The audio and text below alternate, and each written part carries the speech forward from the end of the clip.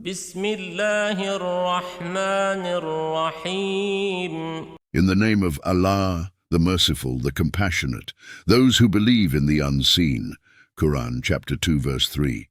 If you wish to understand how much happiness and how many great blessings there are in faith and the immense joy and tranquility that are contained therein, then direct your attention to this short allegory.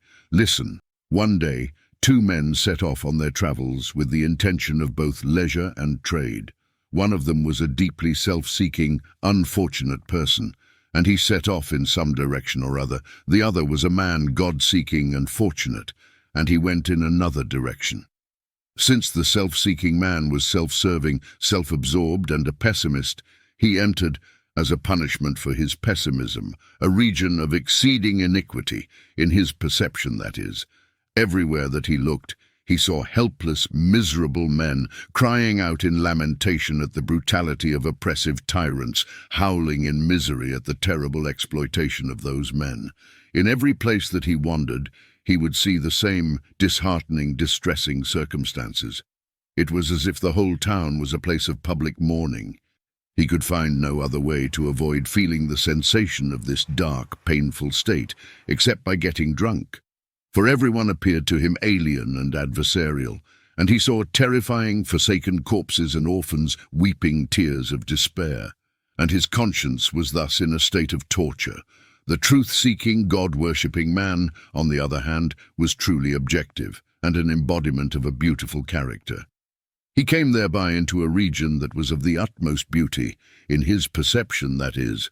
All over this region that he had entered, this good man saw a public festival. In every neighborhood, pervading cheerfulness, festivals, and ecstatic gathering places for the remembrance of Allah were made perceptible to him. Everyone in the town appeared to him to be a friend or relative. All over the region, he saw celebrations of a general discharge from service from which emanated admiring applause and exclamations of joy.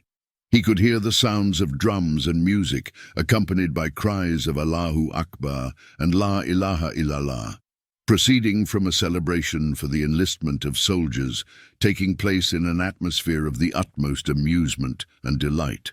While the first unfortunate man was experiencing his own pain, and the pain of people in general, the second and fortunate one found himself pleased and relieved both in his own state and in the happiness of people in general.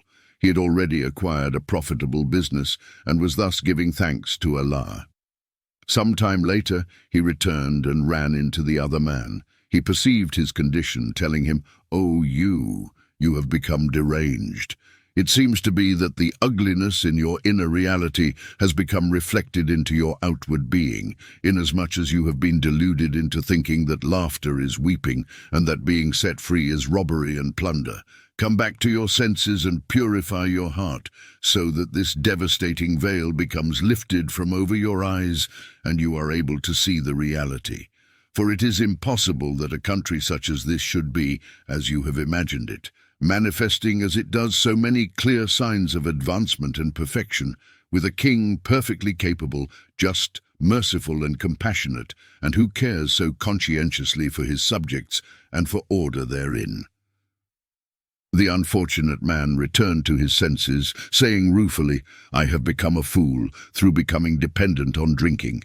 May Allah be pleased with you, for you really have saved me now from this hellish situation. O my own lower self, know that the first man represents a disbeliever or someone heedless and immoral.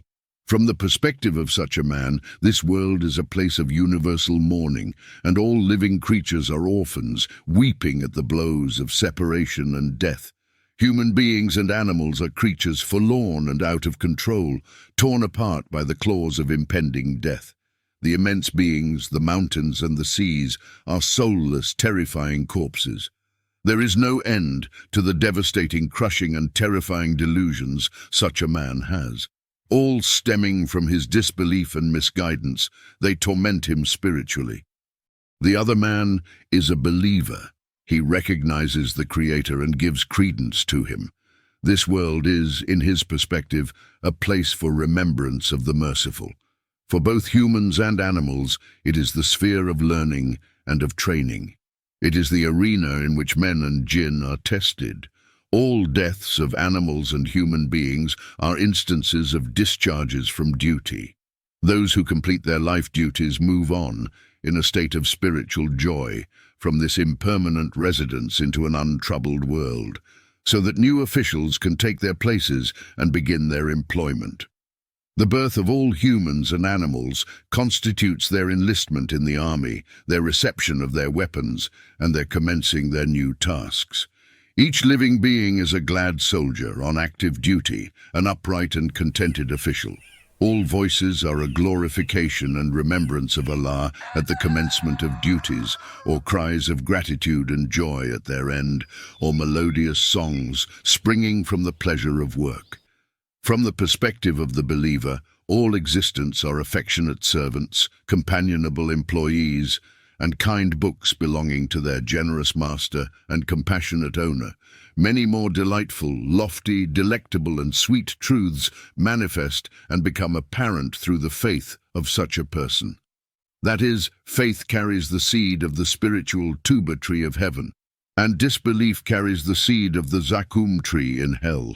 Safety, then, and security are to be found nowhere else but in Islam and in faith. This being the case, it is our duty to continually say, "Let Allah be praised for the religion of Islam and for perfect faith."